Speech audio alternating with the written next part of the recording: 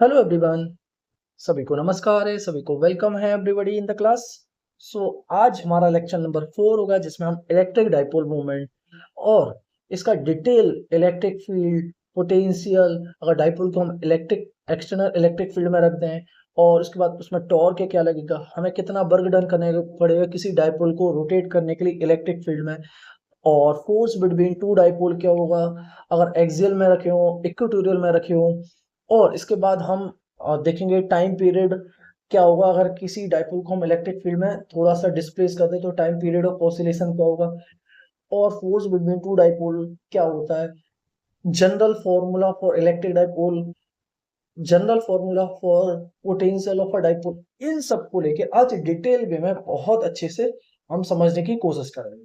तो सबसे पहले हम कंटेंट में क्या क्या देखने वाले वो देख लेते हैं। हम सबसे पहले इंट्रोडक्शन देखेंगे, डेफिनेशन देखेंगे इलेक्ट्रिक डाइपोल मूवमेंट की। डाइपोल मूवमेंट क्या होता है, इसका फिजिकल मीनिंग क्या होगा, इसकी जरूरत क्यों पड़ी हमारे लिए। फिर इसके बाद कुछ एग्जाम्पल देखेंगे, एग्जाम्पल ऑफ इलेक्ट्रिक डाइपोल।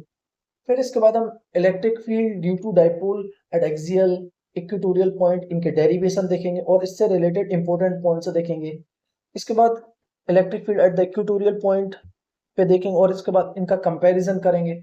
फिर इसके बाद इलेक्ट्रिक पोटेंशियल देखेंगे ड्यू टू डाइपोल पे, जनरल पॉइंट जनरल एक्सप्रेशन देखेंगे। फिर एक्सियल पॉइंट पर इक्वेटोरियल पॉइंट पे हम पोटेंशियल को देखेंगे। फिर इसके बाद हम देखेंगे डाइपोल को अगर हम किसी एक्सटर्नल फील्ड में रख देते हैं तो उसमें क्या क्या चेंजेस आते हैं, और इसके बाद इसके करस्पॉन्डिंग स्पेशल केसेस क्या क्या पॉसिबल हो सकते हैं।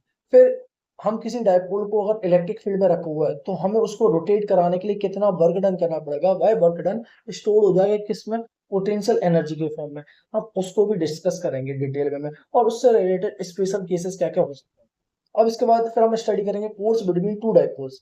So force between two dipoles क्या होगा, अगर एक्सियल दो डाइपोल अगर एक्सियल वे में रखे हैं तो फोर्स क्या लगेगा, इक्वेटोरियल वे में रखे हैं तो फोर्स क्या होगा। और इसके बाद डाइपोल को अगर नॉन यूनिफॉर्म इलेक्ट्रिक फील्ड में रख देते हैं तो क्या होगा। And then after polar and non polar molecules क्या होता है, पोलर मॉलिक्यूल जिनका डाइपोल मोमेंट नॉन जीरो होता है और नॉन पोलर मॉलिक्यूल जिनका डाइपोल मोमेंट जीरो होता है। फिर induced dipole, application of electric dipole और इंपॉर्टेंट समरी एंड कंक्लूजन, इन सबको हम डिटेल में आज समझेंगे। सो हम स्टार्ट करते हैं अपना इलेक्ट्रिक डाइपोल मूवमेंट का कॉन्सेप्ट। अगर एम समझ आ गया तो हम स्टार्ट करते हैं अपने इलेक्ट्रिक डाइपोल मूवमेंट को। तो सबसे पहले हम समझते हैं कि इलेक्ट्रिक डाइपोल मूवमेंट क्या होता है। सपोज हमारे पास टू चार्जेस है, एक एक माइनस क्यू और एक एक प्लस क्यू, और इनके बीच सेपरेशन हमारा 2a है। सो उसके लिए हम डिफाइन करते हैं electric dipole moment charge into separation, charge into separation, इसी को हम इलेक्ट्रिक डाइपोल मोमेंट कहते हैं। अब इसको डेफिनेशन का, an electric dipole consist of two equal, दो इक्वल चार्जेस हो, opposite two equal and opposite charges जिसको सेपरेट करा गया स्मॉल डिस्टेंस पे, स्मॉल दूरी पे। सो उसके लिए हम इलेक्ट्रिक डाइपोल मोमेंट डिफाइन करते हैं। two equal charges, two equal and opposite charges are separated by a small distance, उसके लिए हम इलेक्ट्रिक डाइपोल मूवमेंट डिफाइन करते हैं। डाइपोल इलेक्ट्रिक डाइपोल मूवमेंट की डेफिनेशन जो कि मैं बताया, P is equal to charge into their separation and their dipole direction, जिसमें Q हमारा क्या है, मैग्नीट्यूड ऑफ चार्ज है, 2a सेपरेशन डिस्टेंस है, P cap unit vector direction from negative to positive. हाँ, इसमें एक चीज और देखते हैं हम जिससे एक और पिक्चर अच्छे से क्लियर होगी आपकी, मतलब ऐसा लगेगा फील आ गई है। ये सपोज करो माइनस क्यू चार्ज है और ये प्लस क्यू चार्ज है, और इनके बीच का सेपरेशन ऐसे 2a है।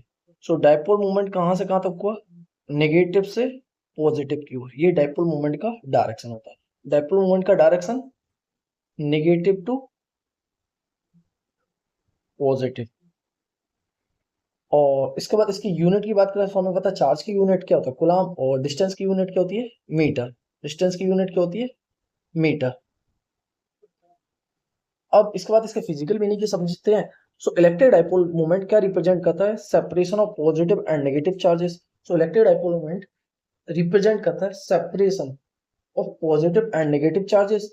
एंड डाइपोल मोमेंट क्या करता है, मेजर करके देता है स्ट्रेंथ ऑफ पोलरिटी मींस हमें ये बताता है कि कितनी पोलरिटी की स्ट्रेंथ है। दूसरा direction of charge separation means जो डायरेक्शन है चार्ज के सेपरेशन के बारे में बताता है। Interaction with external electric field, so electric field external electric field के साथ किस तरीके से डायपोल इंटरेक्ट करता है, ये सब के बारे में भी हम स्टडी, हमें ये डायपोल मूवमेंट बताता है। तो हम बता सकते हैं कि हमें डायपोल मूवमेंट एक two equal and opposite charges अगर सेपरेटेड हो उनके बीच में इलेक्ट्रिक डायपोल मूवमेंट जनरेट हो जाता है। और वो डायपोल मूवमेंट हमें बताता है strength of polarity, direction of charge separation and interaction, और वो चार्जेस किस तरीके से एक्सटर्नल फील्ड के साथ इंटरेक्ट कर रहे हैं। अब इसके बाद हमें इसकी जरूरत क्यों लगी इलेक्ट्रिक डायपोल मूवमेंट की, हमें जरूरत क्यों है। तो देखो electric dipole movement concept is required molecular physics में। मॉलिक्यूलर फिजिक्स में हम जब होमो मॉलिक्यूलर हेटेरोन्यूक्लियर मॉलिक्यूल पढ़ते हैं तो हमें डायपोल मूवमेंट के बेसिस पर ही हम जज करते हैं। रमन स्पेक्ट्रोस्कोपी, ये सब स्पेक्ट्रोस्कोपी पढ़ते हैं तो उसमें आईआर, इनएक्टिव और एक्टिव, वो सब हम डायपोल मूवमेंट से डिसाइड करते हैं। पोलर मॉलिक्यूलर फिजिक्स में polar molecules, dielectric materials, antenna theory, electromagnetic radiation, polarization और एटॉमिक फिजिक्स, इन सब में हमें डायपोल मोमेंट की जरूरत पड़ेगी। पोलराइजेशन तो हम कुछ टाइम बाद इसको भी डिस्कस करेंगे डिटेल में, मैं एक पर्टिकुलर लेक्चर डिलीवर करूंगा। एग्जाम्पल की बात करें हमारे पास electric dipole moment two types होते हैं, एक पोलर और एक नॉन पोलर मॉलिक्यूल। मॉलिक्यूल्स हमारे पास दो टाइप होते हैं, एक पोलर मॉलिक्यूल्स और नॉन पोलर मॉलिक्यूल्स। इसको हम डिटेल में अभी कुछ टाइम बाद डिस्कस करेंगे।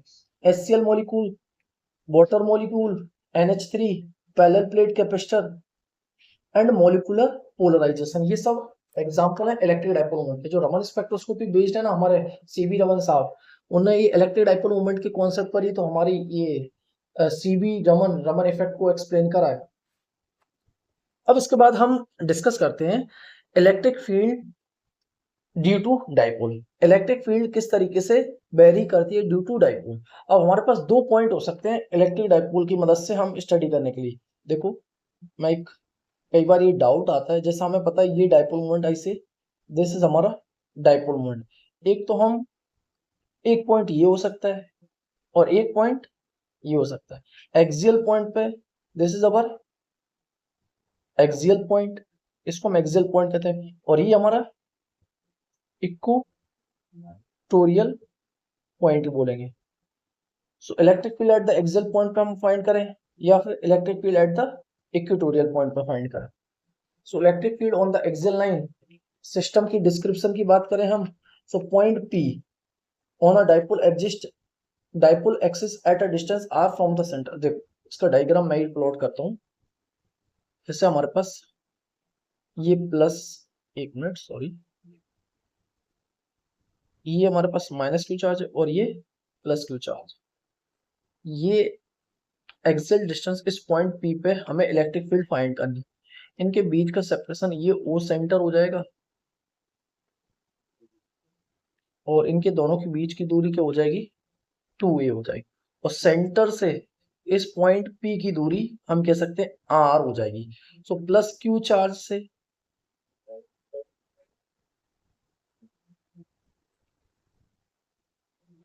+q चार्ज से इसकी दूरी कितना हो जाएगी, सेंटर से, वो हम डिस्टेंस हमेशा सेंटर से लेते हैं। सो हमें ये दूरी चाहिए। सो R, ये एक एक क्या है हमारे a, सो ये दूरी हो जाएगी R - a। In the similar way A negative charge इस पॉइंट की दूरी क्या हो जाएगी, R + e, R + a। सो अब इसके बाद देखते हैं point P। Point P lies on the dipole axis at a distance r from the center। अब इसके बाद इसका डेरिवेशन देखें। Electric field due to positive charge की वजह से इलेक्ट्रिक फील्ड क्या होगी, कि हमें पता ड्यू टू पॉइंट चार्ज की वजह से इलेक्ट्रिक फील्ड क्या होता है, KQ/r²। सो ये charge K 1/4 charge into r - a का होल स्क्वायर। सो ये ड्यू टू पॉजिटिव चार्ज की वजह से electric field. In the similar way electric field due to negative charge की वजह से क्या आएगी, 1/4 Q/r + a का whole square. So net electric field इस पॉइंट पे देखें हम इलेक्ट्रिक फील्ड, तो पॉजिटिव चार्ज से electric field away from the point और नेगेटिव चार्ज से towards the point. So net electric field हम देखें E plus minus E minus is equal to 1/4 Q upon R minus A का whole square minus R plus A का whole square. इसको simplify करते हैं तो हमारे पास जो इक्वेशन निकल के आती है, जिसमें हमें आइडेंटिटीज वगैरह ये सब पता होगा, ए प्लस बी का होल स्क्वायर की identity A square plus B square plus 2ab, A minus B का होल स्क्वायर की identity A square plus B square minus 2ab। ये सब आइडेंटिटीज आई एज्यूम की पता होगा, ये सब बेसिक आइडेंटिटीज है। इनको सॉल्व करते सिंप्लीफाई करते तो हमारे पास इक्वेशन ये निकल के आती है। अब इसके बाद इसमें कुछ कंडीशन, और इसको हमें पता है dipole moment charge into separation होता है, सो इसको और सिंप्लीफाई करते हैं तो हमारी जो इलेक्ट्रिक फील्ड एक्सियल पॉइंट पे निकल के आती है जनरल 1/4 π/2 pr/r² माइनस ए स्क्वायर का होल स्क्वायर। बट अब हम क्या इसमें कुछ कंडीशन एज्यूम करते हैं, इसमें कुछ कंडीशन पोस्ट करते हैं कि जो हमारा सेपरेशन है, डिस्टेंस है सेंटर से उस पॉइंट की, वो दूरी बहुत लार्ज है as compare to separation between the two dipole, तो हम ए को हम इग्नोर कर सकते हैं। सो क्या हो जाएगा 2pr/r² का होल स्क्वायर r की power 4, so 1r cancel, so electric field at the axial point क्या हो जाएगी 1/4πε0 2p/r³। इसके बाद इसके इंपॉर्टेंट पॉइंट्स की बात करें तो एक्सियल फील्ड हाइलाइट्स करता है field direction is along dipole moment. Field का डायरेक्शन क्या होगा अलोंग, सो हम कह सकते हैं नेट इलेक्ट्रिक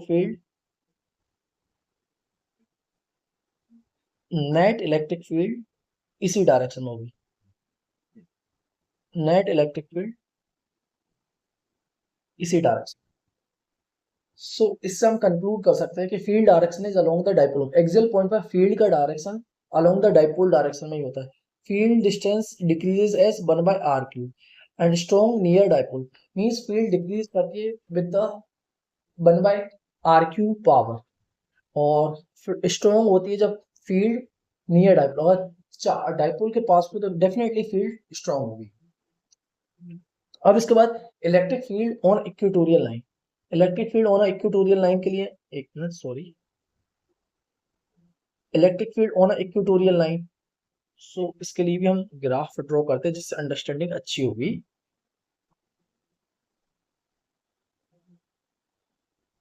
ये तुम्हारा डिस्टेंस हो जाएगा r, ये माइनस क्यू, ये प्लस क्यू, ये सेपरेशन तुम्हारा हो जाएगा 2a। सो हम कह सकते हैं ये डिस्टेंस क्या हो जाएगा a, और ये डिस्टेंस क्या हो जाएगा a। So electric field due to positive charge के वजह से, हमें पता है पॉजिटिव चार्ज के वजह से electric field away from the point होती है, और नेगेटिव चार्ज से electric field towards the point होती है, टूवर्ड्स द पॉइंट होती है। सो हम कह सकते हैं ई नेट जो हमारा निकल के आ रहा है वो कहाँ आ रहा है अपोजिट टू द डाइपोल, और हमें पता है डाइपोल का मूवमेंट का डायरेक्शन क्या होता है, ये डाइपोल मूवमेंट का डायरेक्शन नेगेटिव टू पॉजिटिव। सो अब इसके बाद इसका हम डिस्टेंस और निकाल लेते हैं। सो ये हमारा क्या हो जाएगा r² plus a square. So distance from E charge √r² plus a square. So electric field due to E charge हम लिख सकते हैं 1/4πε0 q/r² plus a square. So horizontal components cancel हो जाएंगे, हमें पता है हॉरिजॉन्टल कंपोनेंट्स हमारे कैंसिल हो जाएंगे,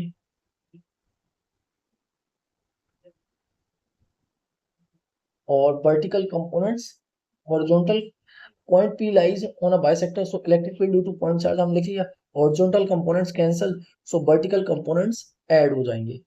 आई थिंक ये मिस्टेक दे रखा है, एक्चुअल में यहाँ होना चाहिए वर्टिकल देखो ये डाइपोल को हम रिजोल्व करेंगे, और ये डाइपोल को रिजोल्व करेंगे, सो 2e cos थीटा आ जाएगा, सो 2e cos थीटा आ जाएगा, वर्टिकल कंपोनेंट्स कैंसिल हो जाएंगे, और ये हॉरिजॉन्टल कंपोनेंट ऐड हो जाएंगे।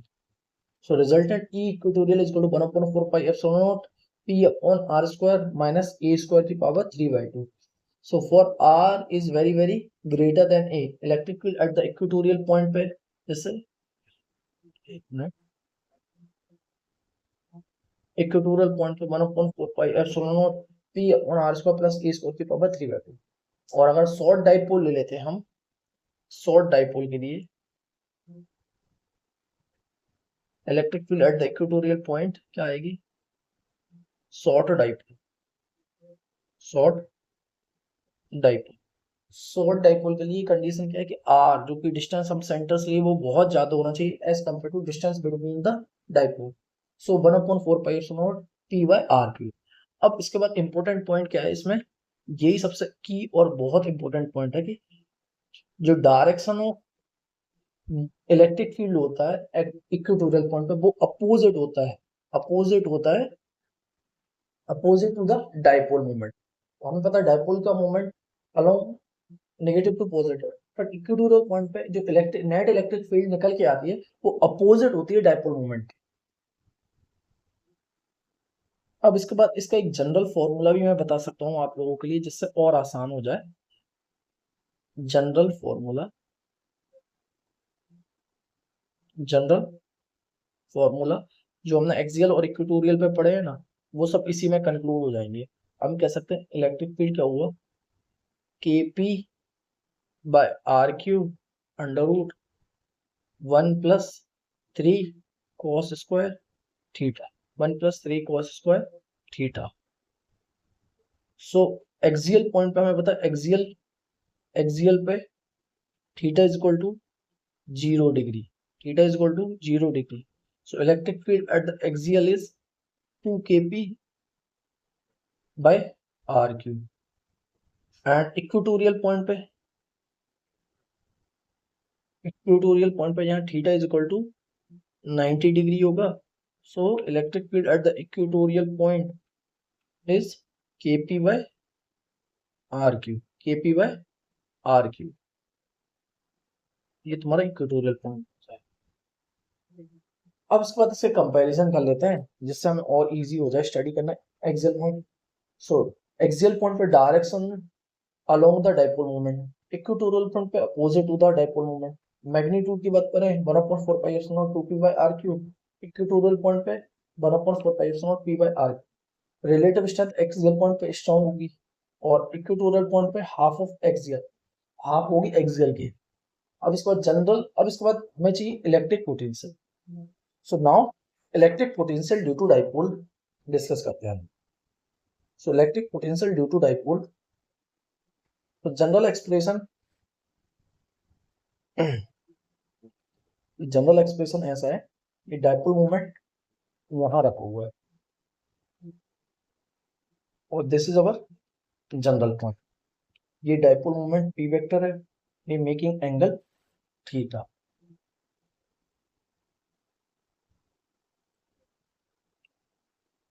इस पॉइंट पी पे मुझे पोटेंशियल फाइंड करनी है। तो जनरल पॉइंट के लिए पोटेंशियल क्या हो जाएगी, 1/4 pi epsilon naught p cos theta by r square. फिर r is the distance from the centre and theta is the angle between p vector and position vector. तो ये हमारा p vector and position vector का angle क्या है, theta. Potential at the axial point, ये हमारा क्या होगा, axial point.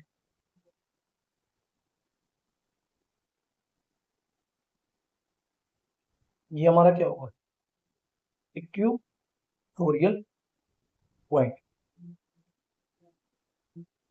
Potential on axial line, potential on axial line, axial line के लिए theta is equal to 0 degree है। Then potential at axial point is 1/4 pi epsilon naught p by r square. Potential on equatorial line means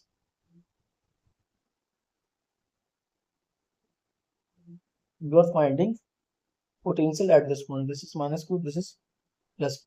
Similar way, separation between them is 2a. This is our minus q plus q, and you are finding potential at this equatorial point. Here theta is equal to 0.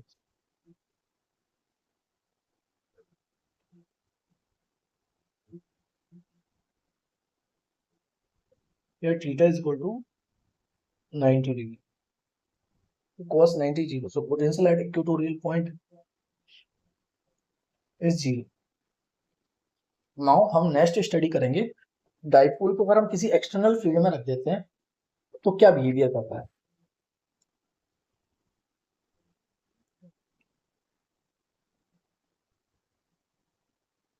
जैसे हमारे पास ये external field है,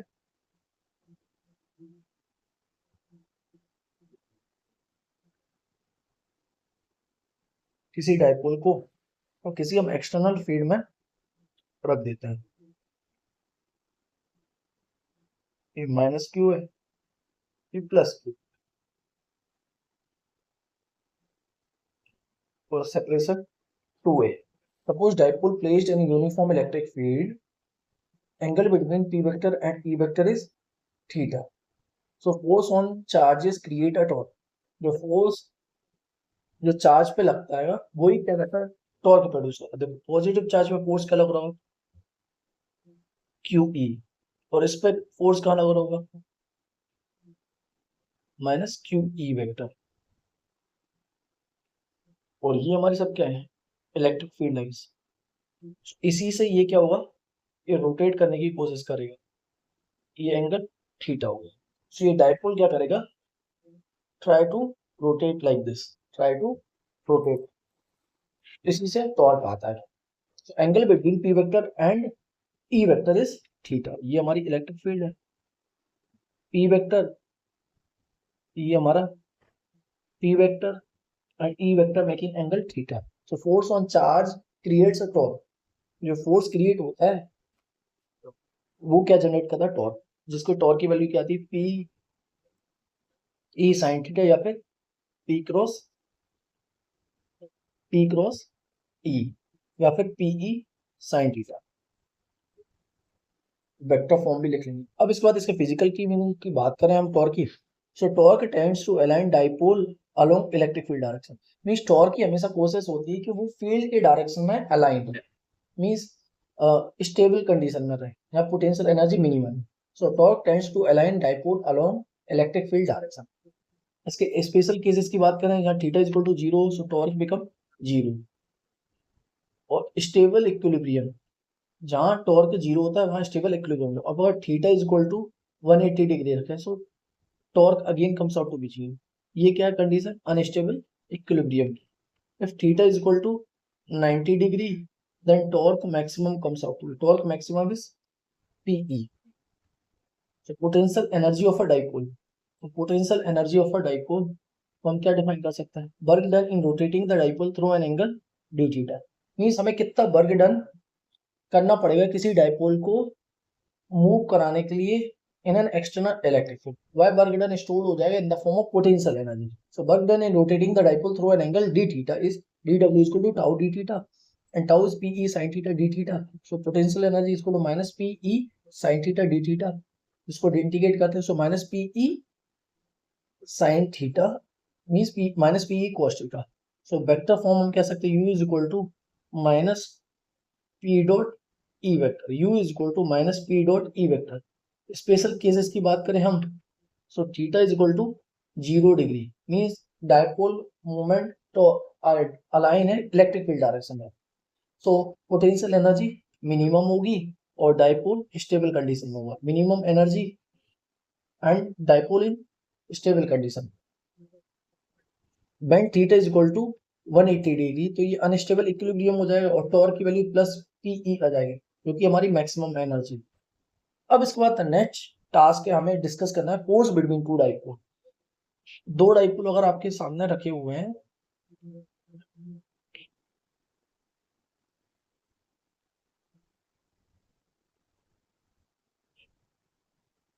दो dipole और same direction में align है, this is P vector, this is P vector, और दोनों डाइपोल अलाइन है एक्सियल डायरेक्शन में. तो फोर्स ऑन एक्सियल पॉइंट क्या आएगा, minus times 6 P1 P2 upon R की power 4. Means force on axial point क्या आता है, minus times K P1 P2 bye R की power 4. P1 P2 minus times K P1 P2 upon R की power 4. Negative sign indicates the attraction, means negative sign indicate कर रहा है attraction. Equatorial configuration पे क्या होगा, एक डाइपोल यहाँ है और एक डाइपोल यहाँ है. This is P vector, this is also P vector. So dipole at the equatorial configuration force on axial point force on due to equatorial point 3 p1 p2 upon 4 pi epsilon naught r की power 4. So positive sign indicates ये क्या indicate कर रहा है repulsion. अब इसके बाद इसके इंपॉर्टेंट पॉइंट्स की बात करें. So force between dipoles varies as 1 by r की power 4 1 by r की power 4 1 by r की power 4 with decreases faster than the Coulomb force, जो कि डिक्रीज करेगा फास्टर देन कूलम्ब फोर्स. अब इसके बाद डाइपोल को नॉन यूनिफॉर्म इलेक्ट्रिक फील्ड में रख देते हैं. Force on dipole in non uniform electric field. So force on dipole हमें पता है नॉन यूनिफॉर्म इलेक्ट्रिक फील्ड में क्या होगा, P dot del E vector, या फिर हम force is equal to minus gradient of potential. So force is equal to minus times del upon del R P dot E vector. So dipole experiences both force and torque. Polar and non polar molecules क्या होते हैं इसके बाद, जो work done होगा by work done store हो जाएगा in the form of potential energy.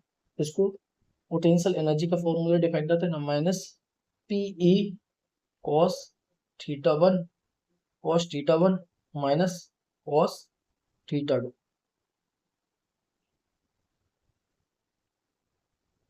So polar and non polar molecules क्या होते हैं. पोलर मॉलिक्यूल्स वह होते हैं जिनमें परमानेंट डाइपोल मोमेंट एग्जिस्ट करता है.